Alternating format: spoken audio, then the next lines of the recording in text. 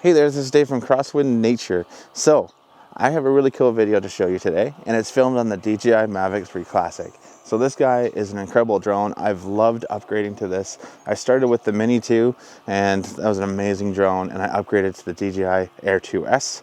So this is even more of an upgrade over the Air 2S, but the Air 2S was still an amazing drone.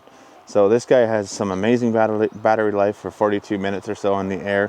So probably I get about 25 to 30 minutes or so in the air itself. So it's been an amazing drone for that. So it's easy to fly. It's amazing in the weather. And just today, it was just a gorgeous day to fly. So let me show you what I got going on and what I have in store with this beautiful video. So I'm gonna give you more of the stuff like, share, and subscribe, and tell me how you think I did on the video. So, without further ado, let's get to the footage. Let me show you exactly what I'm talking about with the Mavic 3 Classic.